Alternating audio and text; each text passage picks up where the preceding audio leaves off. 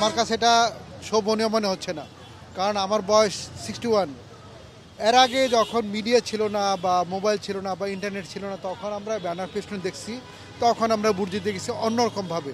কিন্তু এখন আমার হাতে মোবাইলে জানতে পারি কার কী চরিত্র, কার কী বৈশিষ্ট্য, কার কী সম্পদ, কার কী অর্থ, কার কী চরিত্র, সেটা সম্পূর্ণ আমরা বুঝতে পারতেছি মিডিয়ার মাধ্যমে।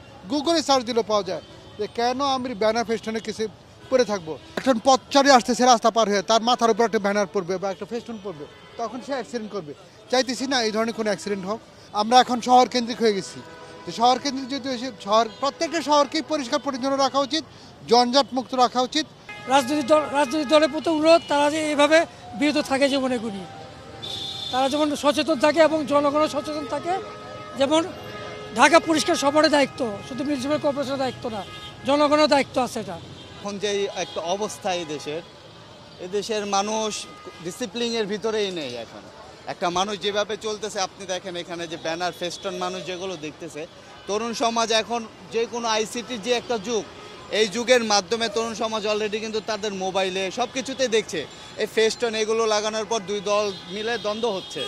উনি ওনার ব্যানার ছেড়ে ফেলছে, উনি ওনার ব্যানার ছেড়ে ফেলছে। এই যে রোডের মাঝখান দিয়ে চলে আসার পরে এইখান দিয়ে যখন মানুষগুলো যাচ্ছে, ওনার চলাচলেও সমস্যা হচ্ছে। আর এইখান দিয়ে যখন মানুষ যাতায়াত করে, তখন এখানে মিছিল মিটিং সব কিছু এখানেই হয়।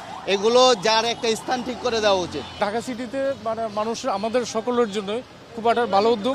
সব জায়গায় ধরেন দেওয়ালে, বাসার দেওয়ালে, বিভিন্ন ইয়েতে আপনার ফুটপাতে এই ব্যানার ফেস্টুনগুলো উঠে দিলে আমার মনে হয় খুব ভালো হয়। বিজলি কেবলসের স্কিন কোটেড ইনসুলেশন আগুন প্রতিরোধী। বিজলি কেবলস, নিরাপদ আজীবন। নির্বাচন কমিশন আচরণ বিধিমালা 2025 অলরেডি প্রকাশিত হয়েছে। সেখানে ক্লিয়ারলি বলা আছে যে ব্যানার পোস্টার কোথায় লাগাতে পারবে, কোথায় লাগাতে পারবে না, কি হবে না হবে।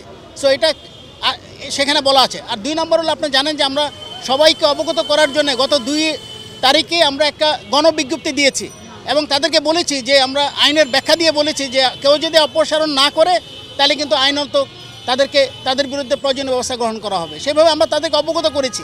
আপনি যেটা বললেন, নির্বাচন কমিশনের মাধ্যমে আমরা এখনও যোগাযোগ করি নাই, বাট আপনি জানেন যে আগামী 4-5 দিনের ভিতরে তফসিল ঘোষণা করা হবে। এই তফসিল অনুযায়ীও কিন্তু আমাদেরকে এটা রিমুভ করতে হবে। সো আসলে তফসিল বা নির্বাচন কমিশন বা এটার সাথে সম্পর্ক না, এটা হলো এই শহরটাকে পরিচ্ছন্ন রাখা হলো আমাদের সবার দায়িত্ব।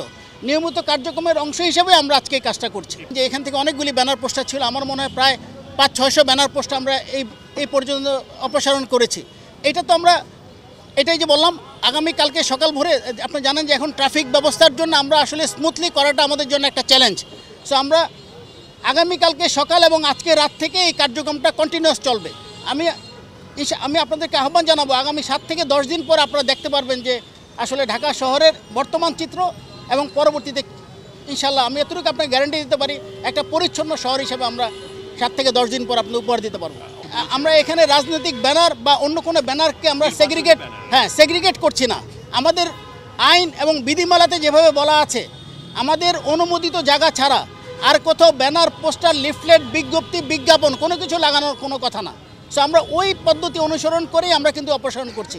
এখানে দেখছি না কার ব্যানার বাকি, আমরা দেখছি যে এটা অনুমোদন নেওয়া হয়েছে কিনা এবং আমাদের অনুমোদিত জায়গায় লাগানো হয়েছে কিনা। এই 2টা ক্রাইটেরিয়া ছাড়া আমরা অন্য কোনো কিছু ফলো করছি না।